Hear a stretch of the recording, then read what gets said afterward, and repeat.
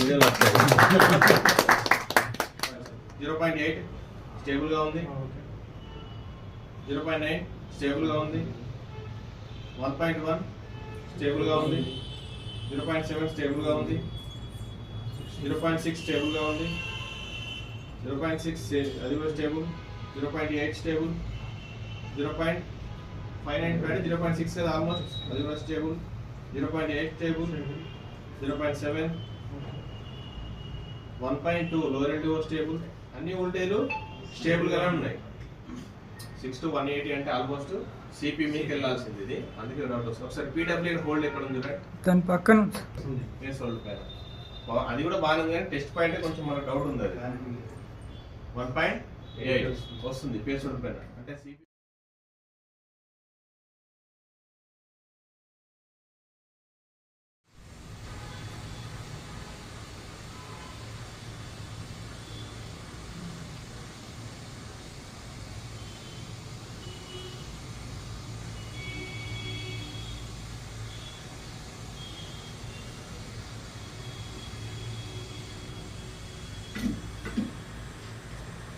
Same అంటే ఎట్లా పడితే అట్లా వెళ్ళలేదు కదా, సేమ్ ప్రాసెస్. ఇంతకుముందు మనం నోట్స్ రాసుకున్న దాన్ని బట్టి వెళ్ళినాం. ఎట్లా వెళ్ళినాం, ఆల్రెడీ పిఎస్ఓల్ పైన 1.8 వస్తుంది, కానీ సిస్టమ్ కనెక్ట్ అవుతుందా, అవ్వట్లేదు. సో సిస్టమ్ కనెక్ట్ అవ్వట్లేదు కాబట్టి మనం దేనికి వెళ్ళాల్సి వస్తుంది, యూఎఫ్ఎస్ కాబట్టి సిపికి వెళ్ళాలి. సో సిపికి వెళ్తే ఇప్పుడు మనం సిపి చేస్తే మొబైల్ అనేది ఆన్ అయింది.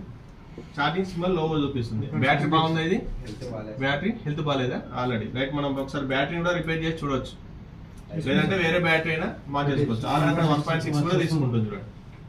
ఓకే, సో ఇట్లా అంటే మనం పర్ఫెక్ట్ సబ్జెక్ట్ మీద వెళ్తేనే డెడ్ మొబైల్స్ మనం రిపేర్ చేయొచ్చు. సేమ్ మనం నోట్స్ రాసుకున్న దాన్ని బట్టి వెళ్ళినామా లేదు, కొంచెం బూస్టింగ్ కూడా అవుతుంది, దాంతో కూడా అది బూస్టర్ లాగా పనిచేస్తుంది, కానీ కొంచెం పెట్టేసి అట్లా వదిలేయాలి. లేదంటే బూస్టర్ ప్యాక్ పెట్టి 2% వచ్చింది ఆన్ చేద్దాం.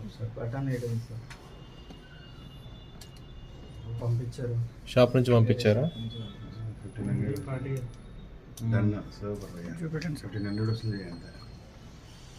ఓకే 1500.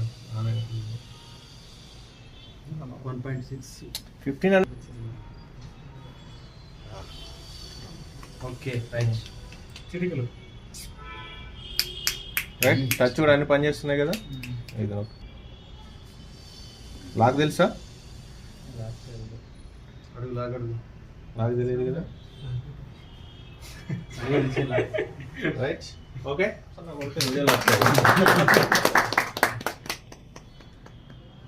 Right, fit చేసేసుకో.